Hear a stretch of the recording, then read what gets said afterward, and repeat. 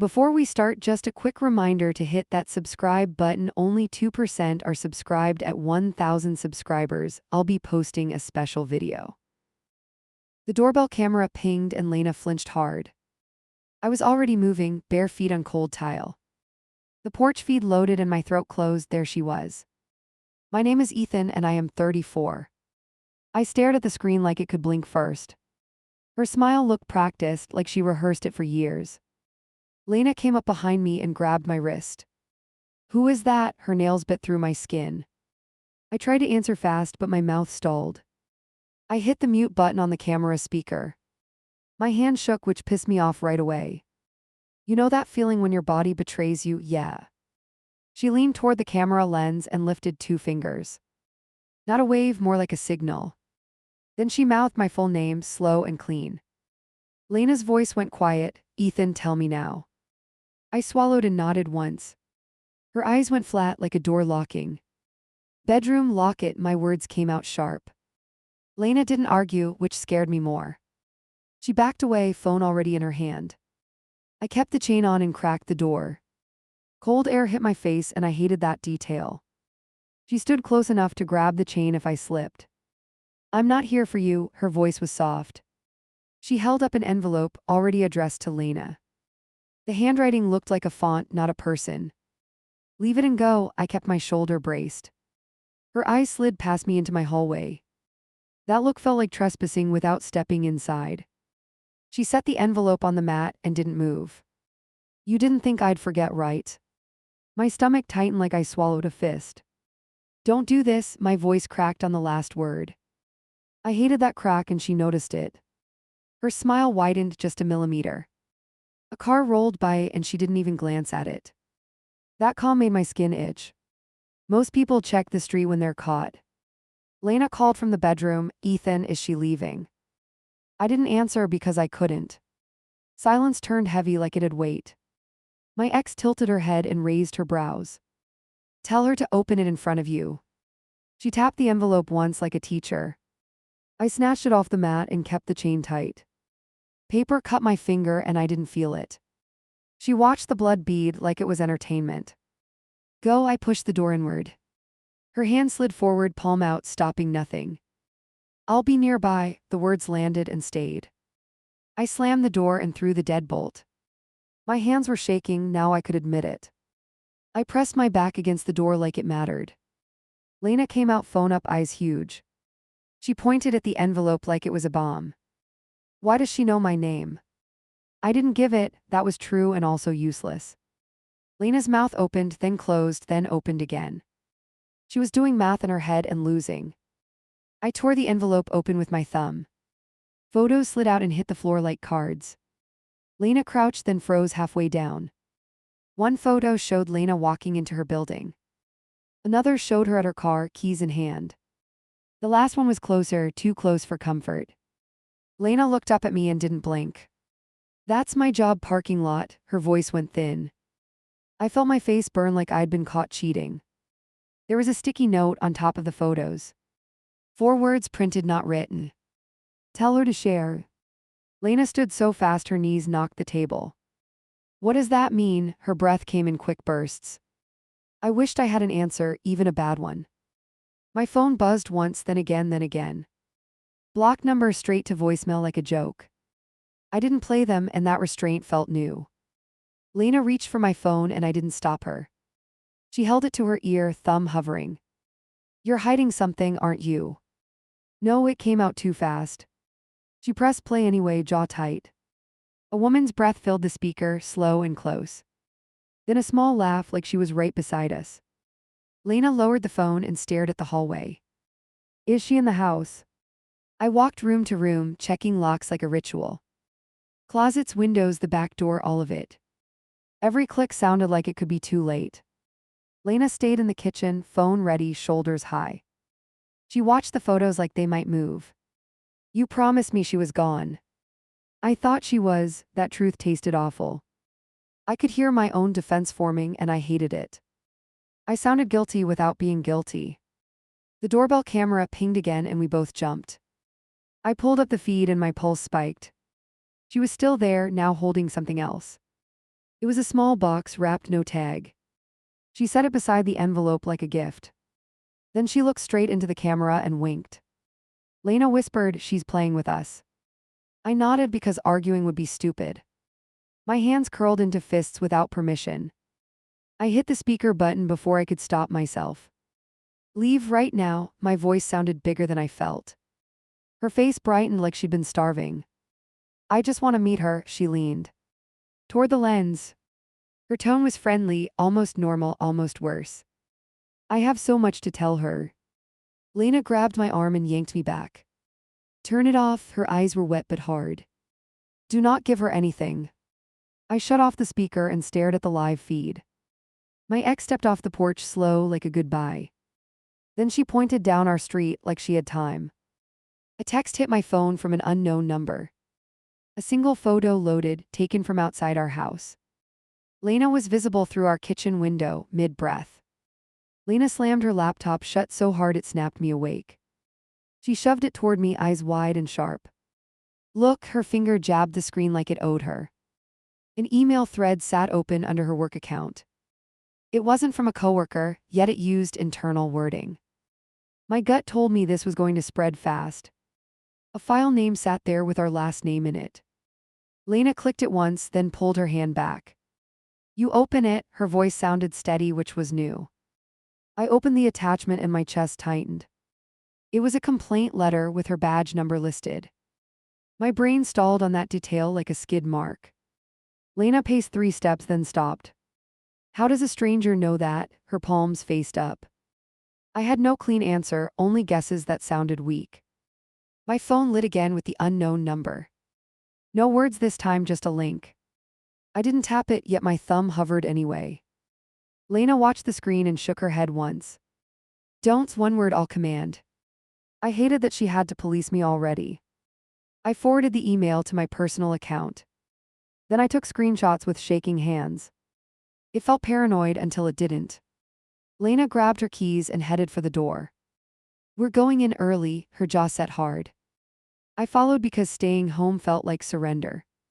The parking lot was busy, which should have helped. Instead, it made me feel exposed, like a target in public. Lena walked faster, shoulders tense, phone clenched tight. Inside her building, the front desk clerk looked confused. Lena leaned in and lowered her voice. "Did anyone ask for my schedule yesterday?" The clerk checked a log, then frowned. "Someone called as your sister," a pause, then a shrug. Lena's face changed like someone slapped her. We pushed toward HR without waiting for permission. A manager stepped into the hallway and blocked Lena. "Can we talk in my office?" he tried, polite and firm. Lena didn't stop walking. "No," the word cut through him. I admired it and I also feared it. Inside the HR office, 2 people sat waiting. They had that practice calm that feels like judgment. Lena dropped her phone on the desk and slid it forward. "This is fake," her voice didn't tremble. One of them picked up the phone like it was evidence. The other stared at me like I was the real problem. I caught myself straightening my posture. I hate that reflex, like I needed to look innocent. Lena noticed and shot me a quick look. "Do you have any enemies?" the HR rep asked. Lena laughed once, short and bitter. "Apparently I do now." They asked for dates and I watched Lena choose words. She kept it tight and factual, no extra emotion. I could tell she was protecting her job and her pride. Then the manager leaned forward and said one sentence. "We also got a call about you yesterday." My stomach dropped before he finished. He slid a printed page across the desk. It was a complaint about me, not Lena. The header listed an old employer I hadn't used in years. Lena's eyes flicked between me and the paper.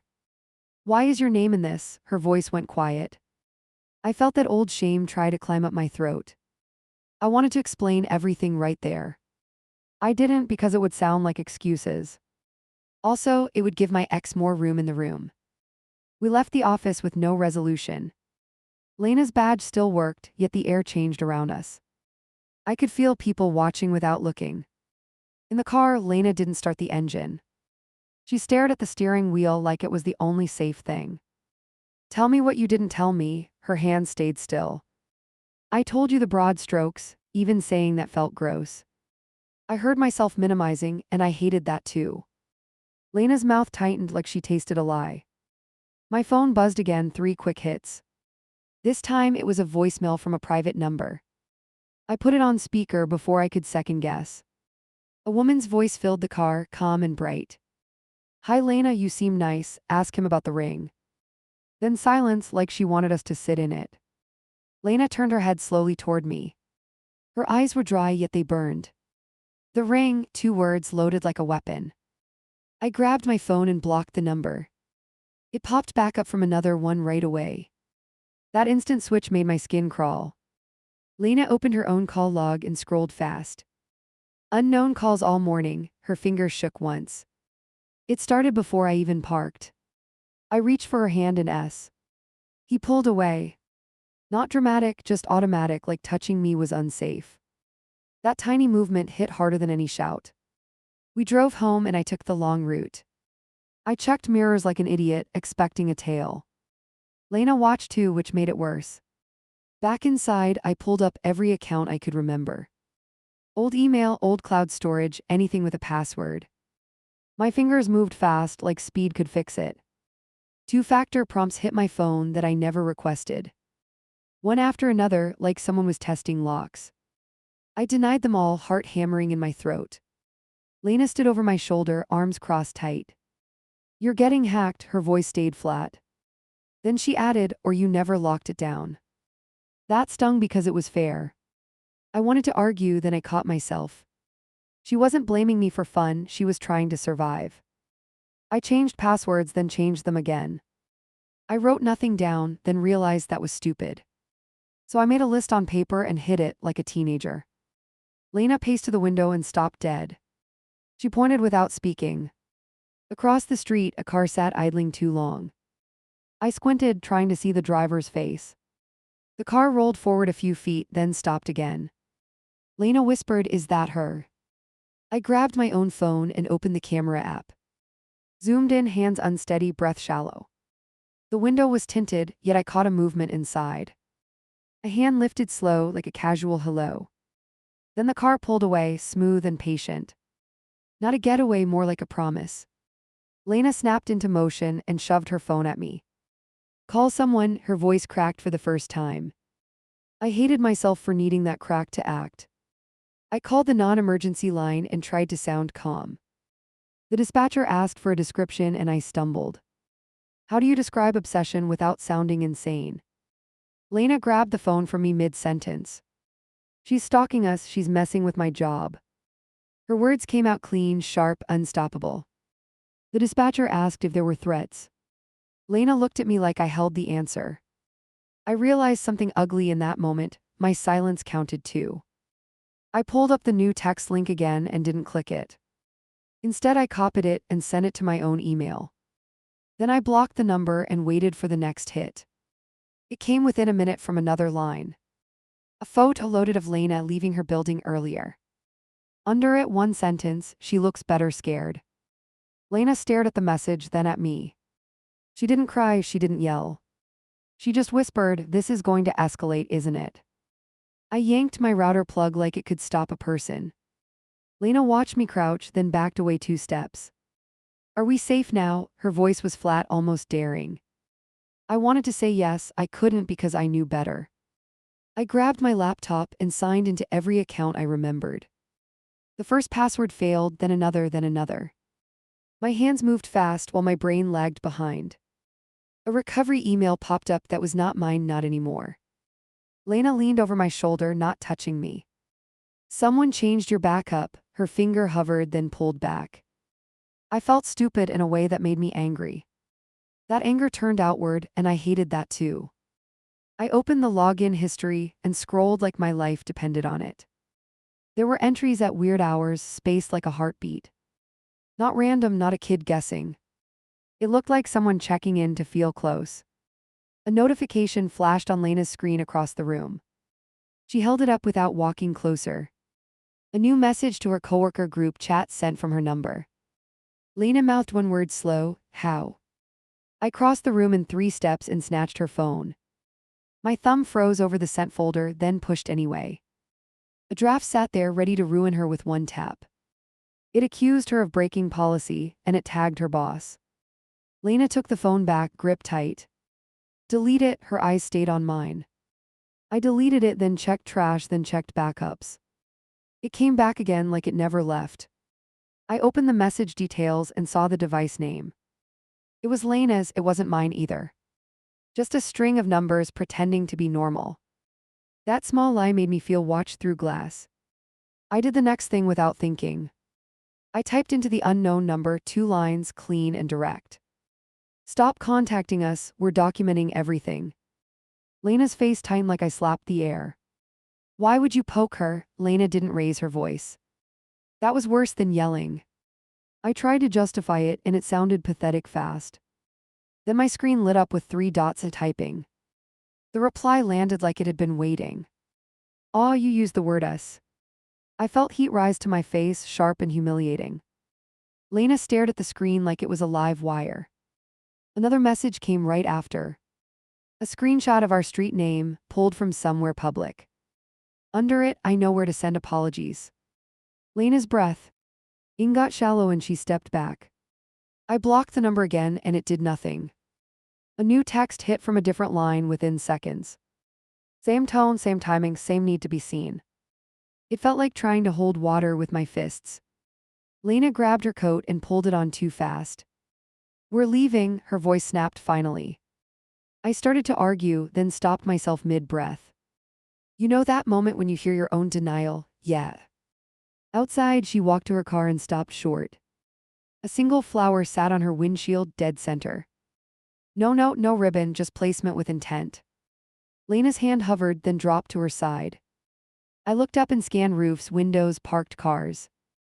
Nothing obvious, that made it worse, not better. Lena whispered she was here.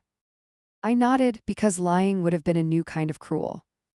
We drove to a friend's place without warning them first. I know that sounds rude, I didn't care. Lena kept checking her mirrors like she expected a shadow. Every red light felt like a trap. At the friend's door, Lena spoke before I could. "Can we come in?" Her smile was forced and brittle. Our friend took one look at her and stepped aside. I felt relief for half a second, then my phone lit again. A social media notification popped up on my lock screen. Someone mentioned Lena in a post from a brand new account. The profile picture was our old engagement photo, edited. My ex's face was erased like she never existed. Lena leaned in and saw it, then recoiled. Why would she use that? Her voice cracked on the last word. I didn't answer because the answer was ugly. Control, ownership, a need to rewrite reality. I opened the account and my jaw clenched hard. The posts were recent, yet the comments were older. Someone had been building it quietly, piece by piece. It wasn't a tantrum, it was a project. Our friend offered water and Lena shook her head. I need to call my supervisor, she stepped into the hallway. I heard her voice go professional, then break anyway. That sound made me feel like I failed a test I never studied for. While she talked, I scrolled the fake profile deeper. It had photos of places Lena never posted publicly. One image showed her leaving work, shot from across the street. The angle screamed effort and my hands went cold. A new post appeared while I watched. No caption, just a photo of Lena's car from behind. The timestamp was minutes ago, not yesterday. Meaning someone was close right now. I stood up so fast the chair scraped loud. Our friend flinched, then followed my eyes to the window. Nothing outside moved, that was the point. Predators don't wave. Lena returned, phone pressed to her ear, face drained. She ended the call and looked at me like I'd aged 10 years. "They want a meeting," her voice was tiny, barely there. Then her phone chimed again, with a new calendar invite. The invite title made my throat tighten. Behavior review, no sender name, just an email string. Lena stared at it, then at me, then at the door. Did she send this? Her whisper sounded like fear admitting itself. I shook my head too fast, too eager. I don't know, that was the truth and it still sounded guilty. Lena's eyes narrowed and I deserved that look. Because in that moment I realized something, this wasn't just stalking. This was sabotage with a schedule. A plan that moved through our jobs, our phones, our friends. And I had just responded like a rookie. Somewhere out there, she was smiling at my reply, waiting for the next move. Lena hit the brakes hard when the lights flashed behind us. Her hands locked on the wheel like clamps. I didn't do anything, her voice stayed steady, barely. The cruiser kept close, like it already knew her name. She pulled over and rolled the window halfway. I kept my hands visible, like that ever saves you. The officer walked up fast and leaned in. "Ma'am, step out, we got a report," and my pulse spiked. Lena blinked once, then unbuckled without arguing. That calm scared me more than panic would. I got out too, then stopped when the officer lifted a palm. "Stay in the vehicle," the words felt rehearsed. Lena stood by the trunk with her arms at her sides. The officer asked for license and registration, no warmth. Then he said, "Any alcohol in the car today?" Lena's eyes flicked to me like a silent plea. No, she didn't hesitate. He nodded like he expected that answer. "Mind if I take a look?" His tone wasn't a question. Lena tightened her jaw and said, "Why?" "Anonymous tip." He shifted his stance, blocking the view. I watched his partner circle the passenger's side. Something about their spacing felt practiced, almost routine. Like we were walking into lines already drawn. Lena exhaled hard through her nose and held out her keys. "You can search, but I want your badge number." The officer's mouth twitched, not quite a smile. He gave it, then looked past her at me. The partner opened the passenger door and leaned in. My stomach turned because I knew what a plant looks like. You know that gut snap when reality gets uglier? Yeah. The partner straightened up with something in his hand. He held up a tiny bottle by the neck. The cap was loose and the scent hit even outside. Lena's face drained, then flashed with pure outrage. "That is not mine," and her voice finally cracked. The first officer stepped closer, posture changing. "Ma'am, have you been drinking?" Lena shook her head so hard her ponytail whipped. I started talking, then stopped myself mid-word. Because I knew how this goes if I push wrong. The officer glanced at the bottle again, then at Lena. His eyes weren't cruel, just bored, which felt worse. "Turn around," he ordered, and Lena stiffened. I stepped forward with my palms up, slow. "Hold on, let's get a supervisor," I pushed out. The officer's gaze landed on me like a warning. Lena whispered, "Don't make it worse," without moving. I took a breath that tasted like metal. "Please, body camera stays on, supervisor now." The officer hesitated, and that hesitation mattered. His partner looked away, like he didn't want to be filmed.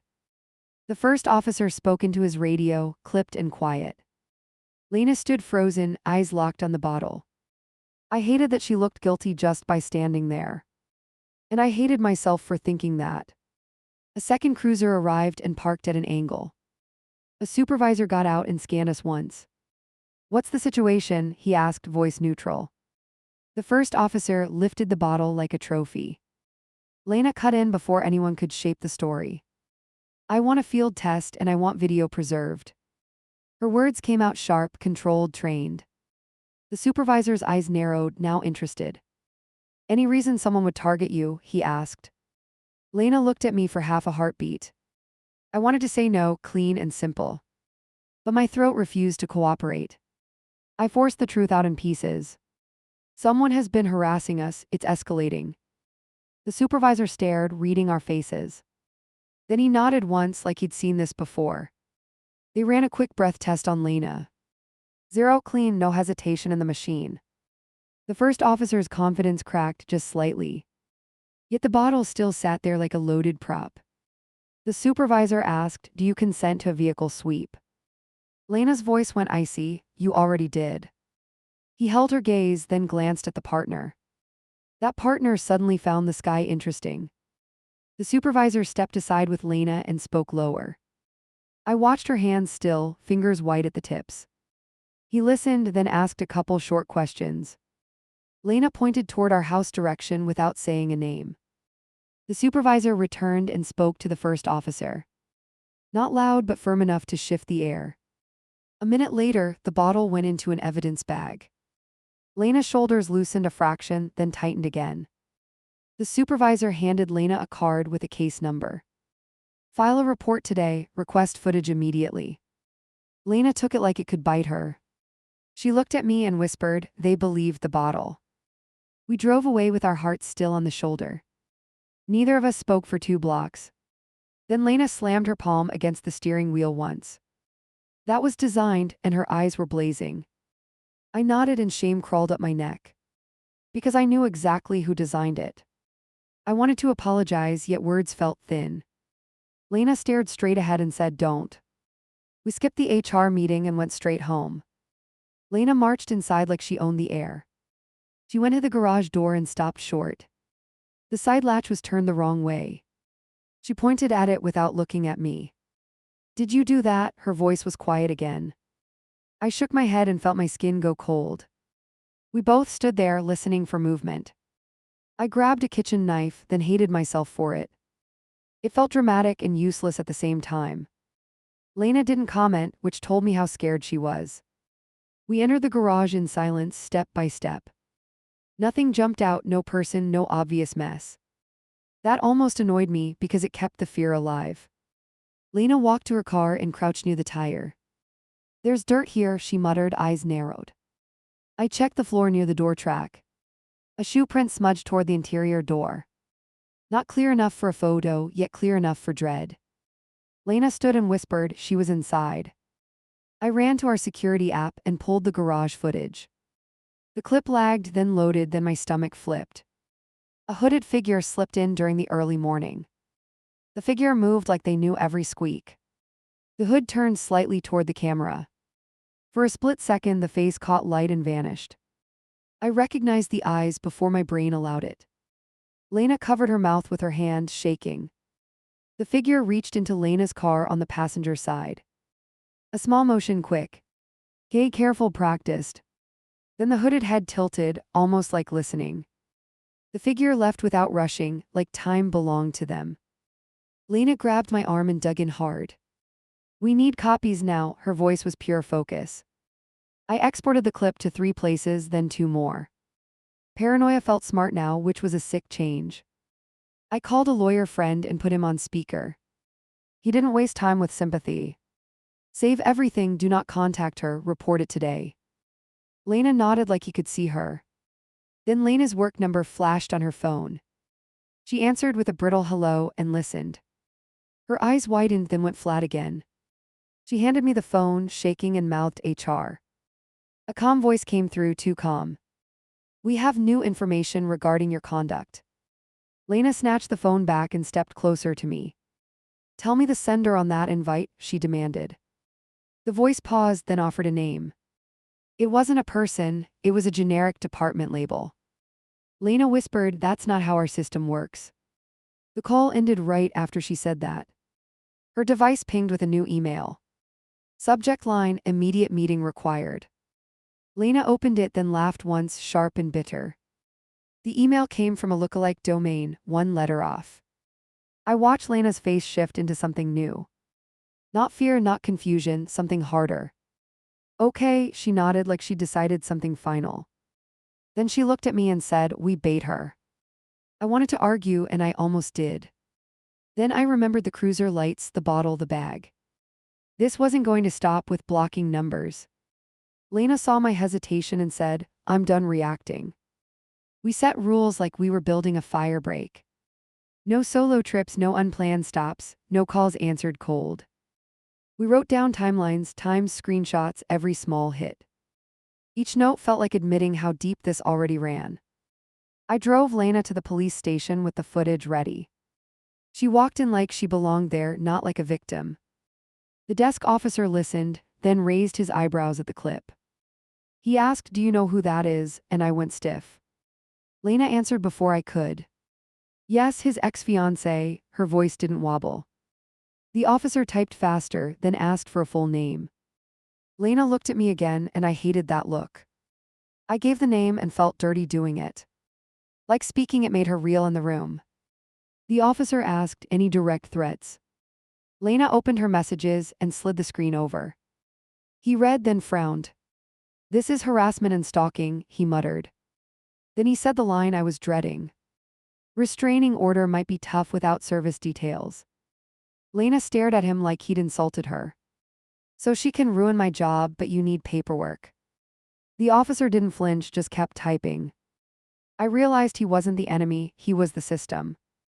We left with a report number and a promise of follow-up. Lena shoved the paper into her bag like it offended her. Outside, she leaned against the wall and finally shook. I put my hand near her shoulder and she didn't pull away. "I'm sorry," the words came out raw. Lena stared at the sidewalk for a long beat. Then she said, "I don't want your guilt, I want results." That landed harder than yelling ever could. Back home, we found a small gift bag on our porch. No note, no return tag, just placed with confidence. Lena didn't touch it, she kicked it off the step. The bag slid and something inside clinked. We called the non-emergency line again and waited. Lena paced tight circles, jaw clenched. I watched the street through a crack in the blinds. A car rolled by slow, then slowed more. The officer arrived and opened the bag with gloves. Inside was a cheap burner phone already powered on. The screen showed one saved contact, Lena's full name. My throat tightened as the phone started to ring. Lena backed away like the sound was poison. The officer answered on speaker, cautious. A woman's voice purred, amused, like this was a game night. "Put her on, I want to talk," and the officer looked at us. Lena shook her head hard. "No contact," her words came out clipped, final. The officer ended the call and bagged the phone. Then Lena whispered, "She's daring me to break." That night, Lena slept with her phone in her hand. I stayed up watching the cameras, eyes burning. At 2:11 a.m., motion triggered on the driveway feed. A figure stood at the curb, still as a statue. The figure didn't approach, didn't wave, didn't run. Just stood there for a long minute, facing our home. Then the figure lifted one hand and tapped a finger twice. I didn't need to see the face to know the message. I woke Lena without thinking and showed her the clip. She watched it once, then again, then a third time. She didn't cry, she didn't even swear. She just whispered, "She's not done," and I felt it too. Lena slammed the laptop open and shoved it toward me. A new voicemail sat there, sent to her work Lee. "Nee." She hit play with her thumb, then held her breath. A woman's voice purred, "Meet me today or I finish her." I reached for the keyboard and my hands felt clumsy. Lena grabbed my wrist and pinned it to the table. No replying, no negotiating, not again. I nodded and the shame tasted like pennies. We moved fast after that, like a fire drill. Screenshots, exported clips, printed timelines. Lena wrote dates in thick strokes, not neat ones. Each mark looked like she was carving space to breathe. I called my lawyer friend and kept my voice low. He didn't soften anything, which helped more than comfort. "Public place, cameras, officer present, do not freelance." That last word hit me because I always want control. Lena called the detective friend I barely knew. He arrived in plain clothes, eyes alert, tone blunt. "Show me everything, start with the bottle incident." Lena's jaw tightened and she slid over the case number. He watched the garage clip twice without blinking. Then he pointed at the hooded figure's hands. Notice the pause, she's listening for the door sensor. Lena exhaled hard, like anger kept her upright. He laid out a plan with no drama. Controlled meet, marked evidence, no direct confrontation alone. Lena nodded like she was being handed a weapon. I stayed quiet because I didn't trust my instincts anymore. My phone buzzed again, different number, same pattern. A text appeared with only a location and a time. Under it, "Bring your wife, don't bring cops." Lena read it once, then smiled without warmth. "We're going," she didn't ask, she stated it. I started to protest, then caught myself doing it. You ever hear your own fear try to sound logical? Yeah. Lena's stare told me she was past being talked down. We picked a coffee shop with wide windows and heavy foot traffic. The detective walked it first, checking angles like a chessboard. He pointed at 2 tables and shook his head. Not those, she'd control sight lines from there.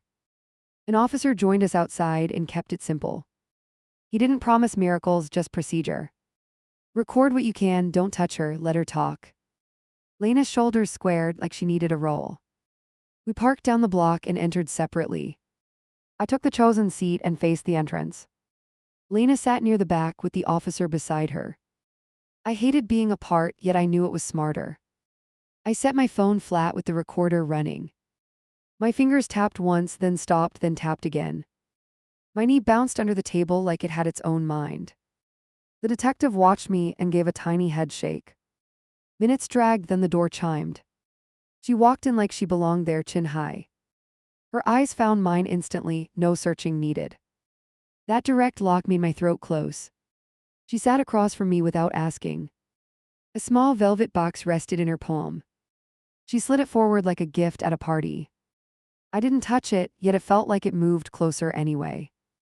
You look tired, her voice stayed gentle, almost caring. I forced my words out slow and clean. Stop contacting us, stop targeting my wife. She smiled like I delivered a punchline. She tapped the box once with a nail. I kept it, thought you'd want proof. I stared at the box and felt nausea spike. That ring had been in my life once, then buried. Why are you doing this? The question escaped me. I regretted it the second it left my mouth. She leaned in, eyes bright like she'd been waiting. Because she stole my future. I clenched my jaw until it hurt. She didn't steal anything, I left. Her smile thinned into something sharp. You left your promise, same thing. She reached into her bag and my chest tightened. The officer at the back shifted, small and ready. I kept my hands on the table flat. Her fingers came out holding a folded paper. She slid the paper toward me and kept eye contact. It looked official at first glance, which made my stomach twist. Sign this, admit you lied about me. I didn't pick it up and her gaze flickered. What happens if I don't? My voice sounded steady somehow. She tilted her head, fake sweet. Then I show Lena what you hid. My skin went cold because she sounded certain. The detective texted me one word from across the room. Stall. I nodded once, pretending I was thinking. My brain raced, searching for the next trap. Tell me what you want. I hated how basic that sounded. She smiled wider and set her palms down. I want her gone, I want you back. The bluntness made my heart thump hard. I laughed once, short and ugly. Not because it was funny, because it was insane. Her eyes narrowed, offended by my reflex. You always mocked me, that's why you'll lose. Her hand slid toward my phone on the table. It wasn't casual, it was precise. She tried to turn it face down with one finger. I caught her wrist without thinking, then released fast. The officer stood up near Lena, moving in. My ex froze and lifted B. Offhand's innocent pose. Oh wow, he's grabbing me now. Her voice rose, loud enough for nearby heads to turn. Lena stood too, calm like ice. Don't perform, we have video. My ex's eyes snapped to Lena, then widened. That reaction told me she hadn't expected Lena to show. The detective stepped closer, badge now visible. Ma'am, keep your hands where we can see them. My ex's mouth opened, then closed, then opened again. For the first time, her control slipped. She tried to stand, knocking her chair back. The velvet box fell and hit the floor with a dull click.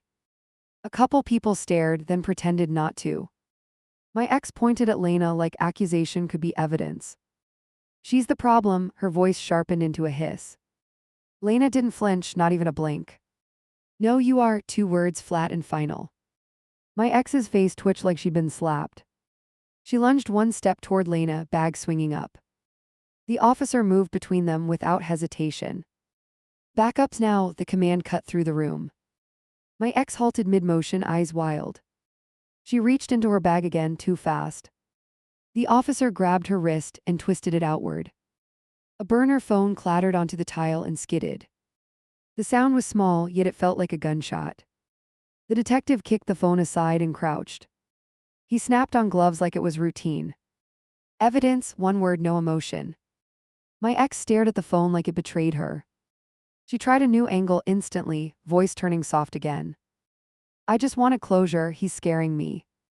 Lena's laugh came out cold, almost a bark. You called my job, you tried to frame me. My ex whipped her head toward me, eyes pleading now. Tell her the truth, tell her you loved me. My chest tightened, and not in a good way. I realized she still believed love was ownership. I loved an idea, not this. My voice shook, but I kept going. Her face hardened like a mask snapping into place. Then I'll take her life apart piece by piece. The officer's grip tightened as the words landed. The detective nodded to the officer like it was a cue. Threat on record, we're done. The officer turned my ex around and clicked cuffs on. She fought the second cuff, twisting like a trapped animal. Lena stepped closer and lifted her phone. Look at her screen, it's open. The detective took it and scrolled, expression flat. His eyes paused on a list, then he inhaled slowly. He turned the screen toward the officer. Contacts labeled with Lena's coworkers' names all stored. Also my parents' numbers, which made my stomach drop. Lena's lips parted and she went still. My ex laughed, breathy and proud while restrained. See, I'm thorough. The officer walked her toward the door, firm and silent. She twisted her head back to face Lena one last time. He'll come back, her voice carried sharp and sure. Lena didn't look away, not even for a second. No, he won't. The words sounded simple, but they shook me. I felt something inside me align behind her. Outside, the officer guided her into the back seat. My ex kicked once, then stopped, suddenly calm again. She leaned toward the window like she had a final line. Her eyes found mine through the glass, steady and hungry. The detective didn't let me drift into that stare. Now we file everything today. Lena grabbed my hand, grip firm, no hesitation. Her palm felt warm and I clung to that reality. At the station, the intake sergeant listened without smirking. He watched clips, read texts, then nodded slowly. Stalking, harassment, false reports, tampering. Hearing the words out loud made my knees feel weak. They handed Lena forms and she signed without pausing. I signed too, then realized my signature looked shaky. Lena noticed and squeezed my fingers once, steadying me. That tiny squeeze felt like permission to stop blaming myself. A judge granted an emergency order faster than I expected. Not kindness, just clear evidence in a neat stack. The clerk slid papers across the counter like it was nothing. Lena held them like they were oxygen. We left the courthouse and stepped into the parking lot. A familiar car sat across the lane, engine off, empty. It could have been anyone, it also felt like her. Lena raised her chin and walked anyway. That night I checked every lock, every camera, every feed. I know that sounds obsessive, I didn't care. Lena sat beside me and didn't tell me to stop. We were both listening for the next strike. My phone stayed quiet for an hour, then buzzed once. Unknown number, one image. A selfie of my ex inside holding, grinning like a victory. Under it, 7 years taught me patience, now your turn.